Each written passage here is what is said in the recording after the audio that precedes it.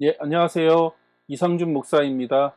오늘은 시편 7편 1절부터 17절까지 말씀을 같이 살펴봤으면 좋겠습니다. 오늘 말씀이 길어서 먼저 빨리 읽고 오늘 본문 내용을 같이 나누었으면 좋겠습니다. 좀 길지만 그래도 읽는 게 중요한 것 같아요. 소리를 내서 읽고 그 읽는 소리가 내 귀에 들리는 거. 그럴 때 그것이 하나님 말씀으로 우리에게 다시 들려지기를 소망합니다. 그래서 말씀을 소리내서 읽는 것이 중요한 것 같아요. 자, 같이 한번 읽어볼까요? 주 나의 하나님, 내가 주님께로 피합니다. 나를 뒤쫓는 모든 사람에게서 나를 구원하여 주시고 건져 주십시오. 그들이 사자처럼 나를 찢어 발기어도 나의 목숨 건져줄 사람이 없을까 두렵습니다. 주 나의 하나님, 내가 만일 이런 일을 저질렀다면 벌을 내려 주십시오.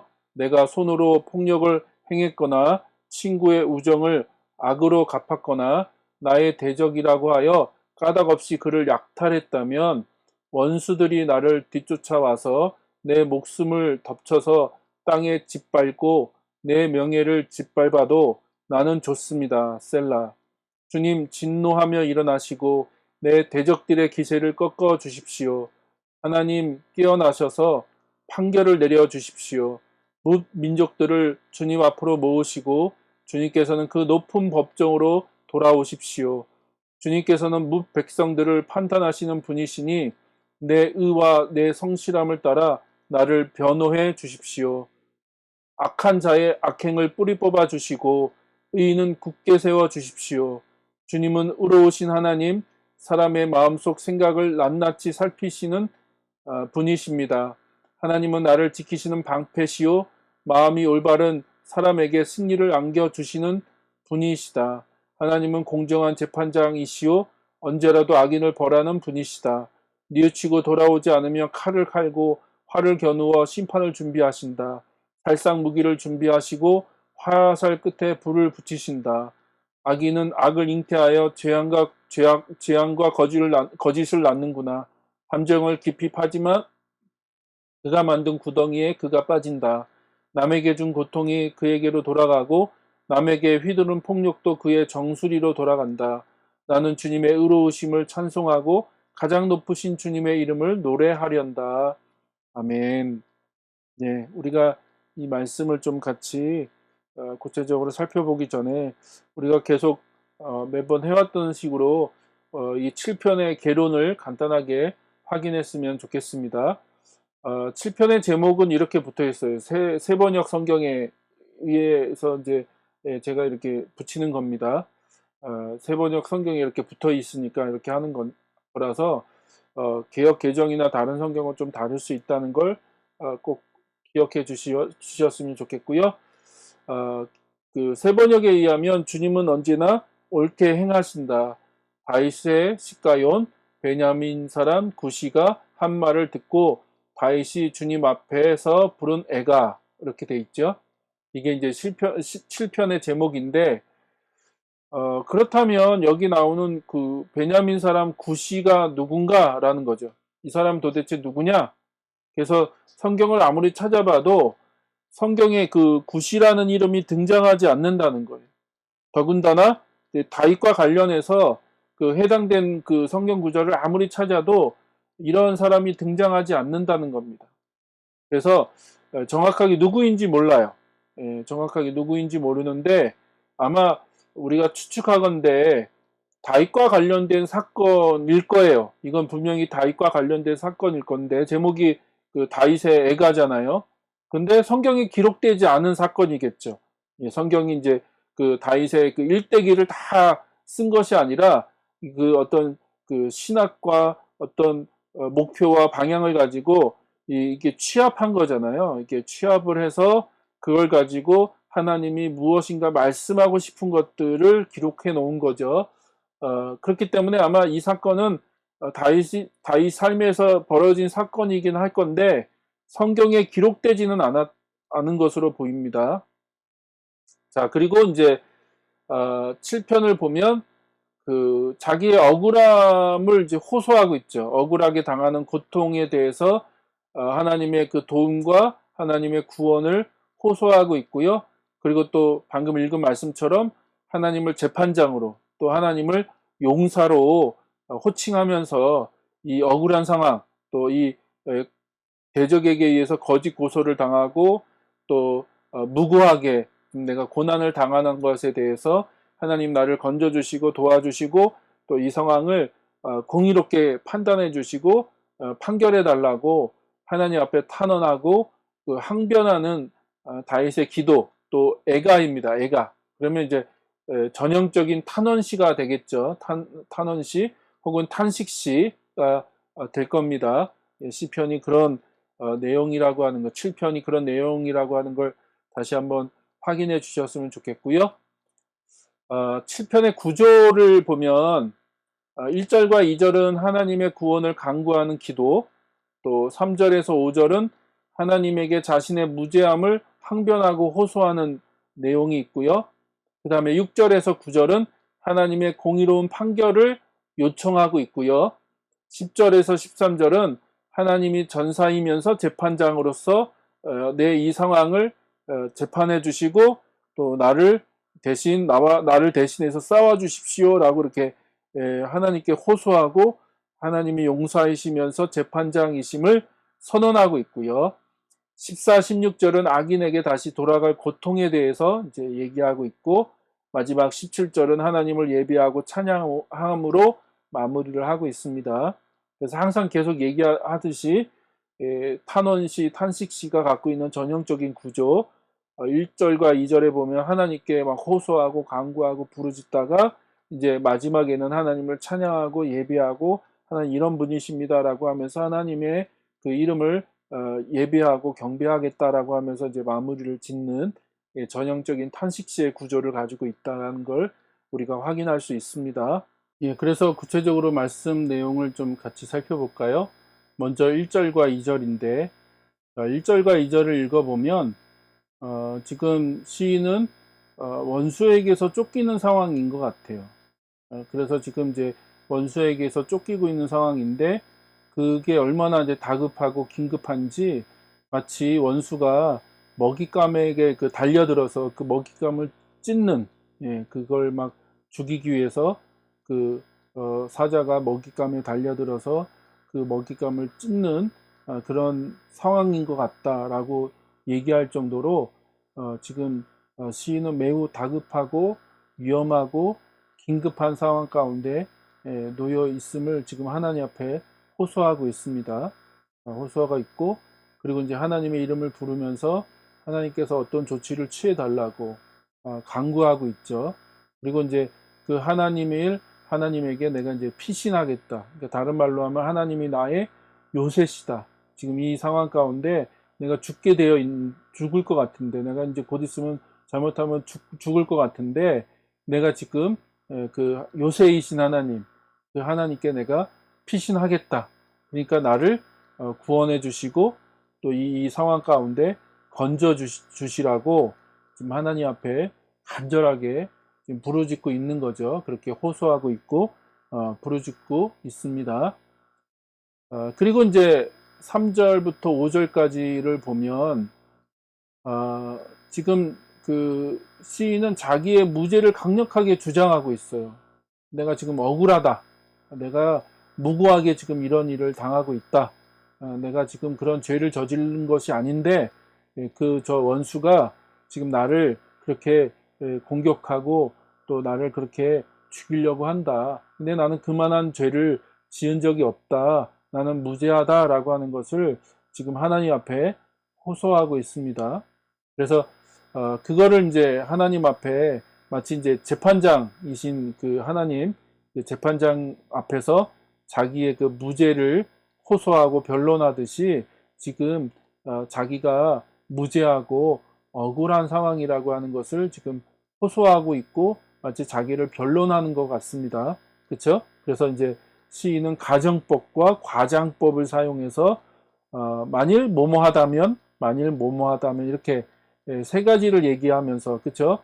그 자기가 억울하다는 얘기를 하죠.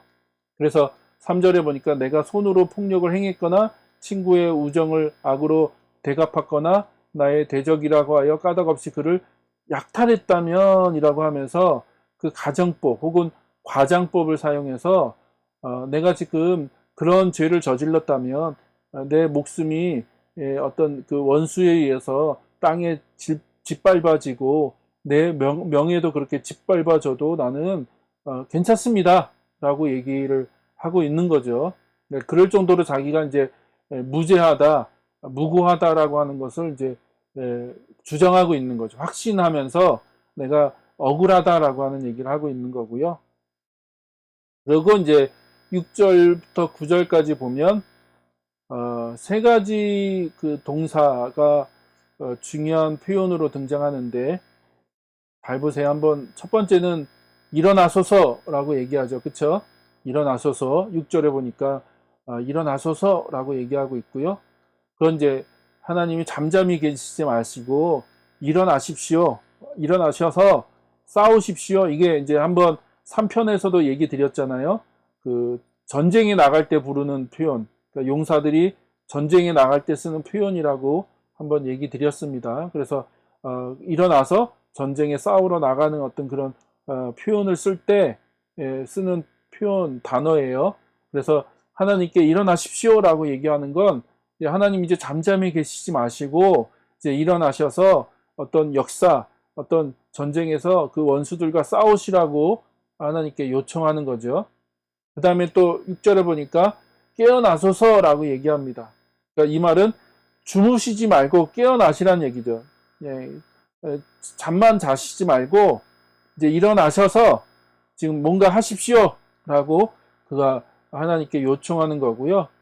또 7절에 보니까 돌아오소서라고 얘기하고 있어요. 그러니까 마치 이거는 하나님 그 자리에 계시지 않는 거죠. 하나님의 부재, 하나님께서 계시지 않는데 하나님이 다시 그 자리에 돌아오시라고. 7절에 보니까 이제 마치 이제 재판관으로, 그렇죠? 재판장으로 그 법정에 지금 이걸 이 시시비비를 가려서 누가 공정하게 재판을 해줘야 되는데 그걸 해줄 사람이 없는 거예요. 하나님이 지금 그 자리에 계시지 않는 거예요. 그래서 하나님께 돌아오십시오라고 요청하고 있는 거죠. 자, 이게 왜 중요하냐? 이게 좀 여러분한테 좀 더 부차적으로 좀 설명을 드렸으면 좋겠는데요. 자, 구약에서는 하나님을 뭐라고 고백하냐면 하나님을 창조주라고 고백하고 또 하나님을 왕이라고 고백해요. 그래서 하나님이 모든 만물을 창조하셨고 또 전능자이시고 또 그 모든 것들을 다스리시는 하나님이다. 그래서 그 이스라엘 안에서만 그 하나님이 아니라 구약 성경에 보면 온 열방을 다스리시고 통치하시고 지배하시는 분이 바로 하나님이시죠. 왜냐하면 하나님이 그 모든 만물을 창조하신 분이시기 때문에 그렇죠. 그래서 그들이 그런 하나님을 고백해요. 그렇다면 그 하나님이 왕이시고 모든 만물을 통치하시고 다스리시는 분이시라면 우리가 살아가는 우리의 삶 가운데 어떤 일들이 일어나야 되느냐 하면 공의롭고 의로운 일들만 일어나야죠. 하나님이 통치하시고 다스리시니까. 근데 지금 시인은 어떤 상황을 경험하고 있어요? 지금 시인이 처한 상황은 어떻습니까? 지금 시인이 겪고 있는 그 문제는 뭐냐 하면 악인이 득세하고 있다는 거예요. 그리고 의인들이 고통을 받고 있죠. 자기는 잘못한 게 없는데 오히려 억울하게 지금 고난을 당하고 있고 악인들은 더 득세하고 있고 그래서 이 상황 가운데 질문을 던지는 거예요. 하나님 정말 살아계세요? 하나님 정말 다스리고 계세요? 하나님 정말 왕으로 통치하고 계세요? 라고 질문을 던지는 거죠. 그리고 지금 시인이 그런 느낌이 드는 거예요. 하나님을 향해서 그런 느낌이 드는 거예요. 하나님 주무시고 계신가? 하나님 왜 잠잠히 계시는가? 왜 이런 것들을 보시고 개입하지 않으시는가? 왜 일하지 않으시는가? 왜 공의로운 재판을 하나님이 그 판결을 내리셔야 되는데 왜 그것을 하지 않으시는가라고 하는 그 질문을 이제 던지는 거죠. 그래서 이게 그 시인의 입장에서 볼 때는 마치 의인이 고난을 받고 악인이 득세하는 것은 하나님이 침묵하시거나 활동하지 않으신다는 증거처럼 느껴진다는 거예요. 그렇죠? 그분이 통치하시고 다스리신다면 이런 일이 일어나면 안 되는데, 그러나 자기가 지금 겪고 있는 현실은 그렇지 않은 거죠. 그러나 우리가 이제 오해하지 말아야 될 것은 진짜 그러면 하나님이 침묵하고 계시느냐, 아무 활동도 하지 않으시고 계시느냐, 그렇지는 않다는 거예요. 그렇죠? 네, 성경은 분명히 하나님은 언제나 일하시고 역사하고 계시죠. 그렇죠? 예. 근데 이제 그것을 시인은 느낄 수가 없는 거죠. 그걸 자기가 지금 겪고 있는 이 고난, 고통 속에서는 느낄 수가 없고 경험할 수가 없으니까 그 시인의 개인적인 입장에서 지금 하나님 앞에 호소하고 간구하고 있는 겁니다. 개인적인 입장에서. 그렇죠? 그래서 그 하나님이 일어나시라고, 이제 일어나셔서 나를 대신해서 싸우시라고, 또 하나님 깨어나십시오. 잠자고 계시지 말고 하나님 깨어나십시오.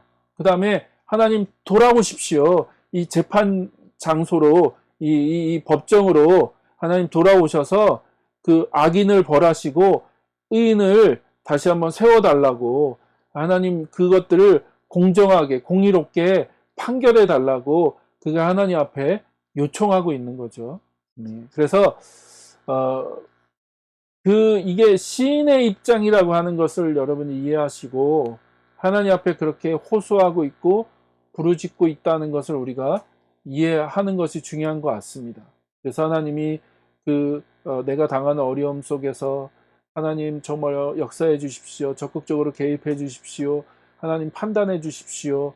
하나님께서 이 모든 것들을 인도해 주시고 통치하여 주십시오라고 하나님 앞에 호소하고 기도하는 것은 정말 중요한 기도의 내용이라고 생각합니다. 자, 그러면서 이제 10절부터 13절까지 보면 다시 하나님을 뭐라고 불러요? 전사로 용사, 전사로 부르죠. 그렇죠? 그리고 하나님을 재판장으로 묘사하고 있습니다. 그래서 하나님이 전사시고 하나님이 재판장이시라고 얘기하면서 그 두 가지를 다 얘기하죠. 그러니까 용사이신 하나님, 전사이신, 워리어, 그러니까 전사이신, 용사이신 하나님을 표현할 때는 뭐라고 표현해요? 방패라고 표현하고, 또 뒤에 저 12절, 13절에 가니까 칼에 대해서 하나님 칼을 갈고 계시고 화살을 땡겨서 화살을 쏘시고 막 그렇게 하시는 거잖아요. 이게 싸우시는 거잖아요. 그래서 이제 방패는 그 원수의 공격에서부터 보호하는 것을 얘기하는 거고, 또 칼과 활은 공격 무기잖아요. 그래서 그 원수들과 대신 싸워달라. 내가 싸우는 게 아니라 이제 하나님이 그 원수와 싸우셔서 그들을 심판하시고 그들을 벌하시라고 지금 요청하고 있는 거죠. 그래서 자기에게 승리를 안겨달라고 간구하고 있고요. 또 동일하게 재판장이신 하나님, 재판장이신 하나님, 여기도 오타 났네요. 재판장이신 하나님을 요청하고 있죠. 그래서 하나님이 공의롭게 이 상황을 판단해 달라고, 하나님께서 이 상황을 명확하게, 정확하게, 공의롭게 판단해 달라고, 그래서 악인을 벌해 달라고 그가 지금 하나님 앞에 요구하고 있습니다. 그래서 하나님이 재판하시고 그 재판의 결과로 악인들을 벌해 달라는 거죠. 악인들을 싸워달라, 악인들과 싸워서 그들을 벌해 달라라고 하나님 앞에 요청하고 있는 거죠. 자, 그리고 14절부터 16절에 보니까, 자, 그렇다면 악인은 어떻게 하나님의 심판을 받는가에 대해서 얘기합니다. 방금 앞에서 이제 그 하나님이 재판장이 되시고 하나님이 용사가 되셔서 악인들을 재판하시고 또 그들을 벌해달라고 요구했는데, 그러면 그 악인들은 하나님의 심판을 어떻게 받는가? 자, 14절에 보니까 악인을 임신한 여자로 비유하죠. 악을 잉태하고, 그리고 뭘 낳아요? 재앙과 거짓을 낳죠. 예, 그 재앙, 그쵸? 고통, 그쵸? 그 악인들은 그 악을 잉태해서 죄앙을 낳는다는 거예요. 그리고 거짓을 낳는다는 거죠. 그리고 그 거짓은 하나님이 항상 싫어하시고 미워하시는 거기 때문에 그들에게는 항상 하나님의 심판이 임할 수밖에 없다는 걸 얘기하는 거고요. 그리고 또 15절, 16절에는 심는 대로 거두는 법칙에 대한 얘기를 합니다. 그래서 함정을 깊이 파지만 그가 만든 함정에 자기가 빠지는 거죠. 남에게 준 고통이 자기에게로 돌아가고 남에게 휘두른 폭력도 자기에게로 돌아가게 해달라고 그렇게 얘기하고 있고 그게 악인들이 받는 심판인 거죠. 그래서 심은 대로 거둔다. 심은 대로 거둔다. 그게 하나님이 정하신 법칙이라는 거예요. 그래서 남에게 한 그대로 자기에게도 그런 일들이 벌어지고 일어난다는 거예요. 누구에게 죄를 범하면 그 죄를 또 받게 되어 있다는 게 죄값을. 그래서 우리가 여기서 한 가지 확인해야 될 것은 인과응보를 얘기하는 건 아니에요. 인과응보. 그 성경에서 욥기나 그런 데서 말하는 인과응보. 너의 그 삶에서 일어나는 모든 일들이 다 너의 죄 때문이야. 너가 죄를 지어서 이렇게 된 거야. 라고 하는 인과응보. 물론 그게 없는 건 아니지만 모든 우리의 그 인생 가운데 일어나는 문제들이 인과응보는 아니라는 거예요. 그러나 뭐는 있어요? 신고 거둠의 법칙. 그러니까 보응하신다는 게 하나님이 보응하신다. 그래서 죄를 심으면 그 죄에 대한 그 죄값을 거두도록 하나님이 하신다는 거예요. 그게 하나님이 정하신 법칙이라는 겁니다. 심는 대로 거두는 거. 그래서 악인들은 지금 그런 심판을 받게 된다. 왜? 하나님이 공의로운 하나님이기 때문에 정의롭고 공평한 하나님이기 때문에 그렇게 하신다는 거죠. 그건 하나님이 정해놓으신 법칙이라는 겁니다. 그리고 이제 17절의 마지막으로 뭐라고 얘기합니까? 이제 하나님을 예배하고 경배함으로 마무리를 짓죠. 그래서 자신의 무죄를 주장하고 공의로우신 재판장이며 또 용맹한 용사이신 하나님을 찬양하고 경배함으로 이 7편의 그 시를 마무리를 짓습니다. 근데 여기에 핵심 포인트는 뭐냐면 의로우신 하나님이에요. 그쵸? 여기 보면 나의 그 주님을 의로우신 하나님을 내가 경배하고 찬양합니다. 그렇게 얘기하고 있죠. 그래서 여기서의 핵심 포인트는 의로우신 하나님이에요. 의로우신 하나님. 그래서 자신의 절박한 상황 속에서도 하나님께 피하고 하나님이 싸우실 것과 하나님이 판단해 주실 것을 요청할 수 있는 것은 그분이 의로우시기 때문에 그래요. 그리고 시인이 그만큼 결백하고 내가 죄가 없음을 내가 확신하는 거죠. 그리고 하나님이 그거를 아시는 분이시기 때문에 이 모든 상황에 대해서 하나님이 그 공의로우신 하나님이 그렇게 재판해 주시고 그 악인들과 함께 싸우실 거다라고 하는 것을 확신하는 거죠. 그리고 이제 그런 하나님을 예배함으로 마무리를 짓습니다. 동일하게 이 시편 7편도 우리에게 굉장히 중요한 그 교훈과 의미를 던져주고 있습니다. 특별히 방금 살펴본 것처럼 우리가 삶의 현장에서 겪게 되는 우리가 매일매일 삶의 현장에서 겪게 되는 하나님 정말 살아계신가? 하나님 정말 일하시는가? 하나님 정말 주무시고 계신 거 아닌가? 저 멀리 떠나 계신 건 아닌가? 하나님이 잠잠히 그냥 침묵하면서 지켜보고 계신 거 아닌가? 라고 하는 의문이 들 때가 있죠. 그럴 때 우리가 이 시편 저자가 기도한 것처럼 여호와 일어나십시오.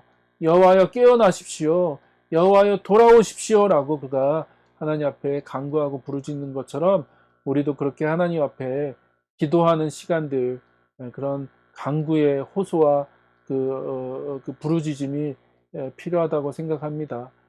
감사합니다. 마치도록 하겠습니다. 고맙습니다.